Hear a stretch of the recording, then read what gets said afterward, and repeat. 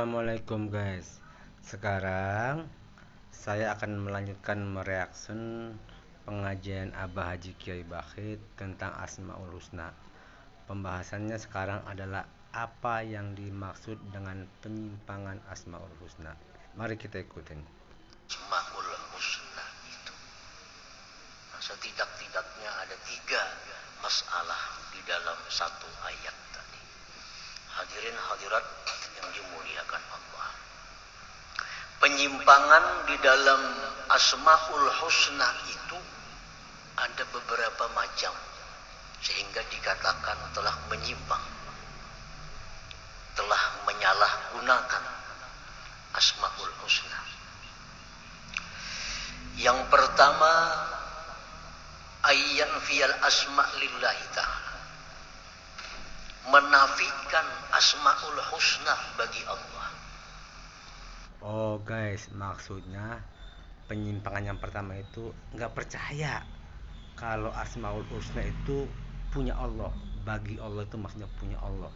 Jadi orang itu nggak percaya kalau Allah itu punya Asmaul Husna. Ada kelompok namanya Al-Jahmiyah dan sebagian kelompok Mu'tazilah. Mereka mengatakan bahwa Allah itu tidak punya nama, hanya satu nama Allah, ya Allah. Tidak ada nama lain. Nah, ini menyimpang. Ini menyimpang. Allah melarang kita mengikuti orang yang menyimpang. Tidak ada nama Allah selain Allah. Nah, itu penyimpangan. Dan termasuk menyimpang juga tentang Asmaul Husna adalah ayyusbita asma lam yusammillahi biha nafsah, bahwa dia menetapkan nama-nama yang Allah tidak menetapkan nama itu untuk dirinya. Oh, maksudnya bikin-bikin sendiri. Allah tuh begini. Gimana kata dia begitu? Maulah membikin nama Tuhan untuk Tuhan sekehendak hati. Ini nama-nama Allah sudah ditentukan. Nah, ini kelompok, ini orang menamai Allah dengan nama yang tidak ada disampaikan oleh Rasulullah Sallallahu Alaihi Wasallam. Allahumma sholli wa sallim. Walaupun maknanya bagus, tetapi karena ini Asmaul Husna merupakan tauqifiyah, memang sudah baku demikian dari Allah dan Rasul, tidak bisa ditambah, dikurang. Nah, bila kita menambah satu nama dari Asmaul Husna, berarti kita melakukan penyimpangan. Umpamanya, kita menamai Allah dengan Al-Arif. Al-Arif artinya apa? Arif itu yang kenal.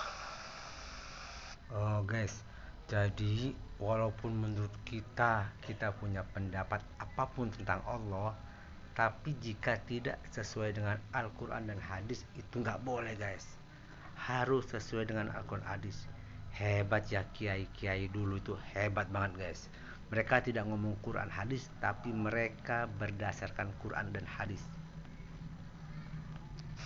Walaupun artinya bagus, yang kenal, tapi Allah tidak menyebut salah satu namanya ada Al-Arif itu. Jadi jangan sekali-kali kita menyeru dalam doa kita kepada Allah dengan Ya Arif. Nah, itu penyimpangan. Ya Arif. Apalagi contohnya Al-Fahim, yang mengerti. Yang mengerti. Kita tambah nama Allah dengan Al-Fahim, yang mengerti. Allah itu zat yang mengerti. Padahal bujur aja maknanya. Cuma Allah tidak ada menyebut ada Al-Fahim dalam asmanya. Nah, dilarang kita berdoa Ya Fahim, wahai zat yang paham. Nah, itu dilarang. Itu penyimpangan dengan Asmaul Husna. Abah Haji Kiai Bakit bilang bujur saja.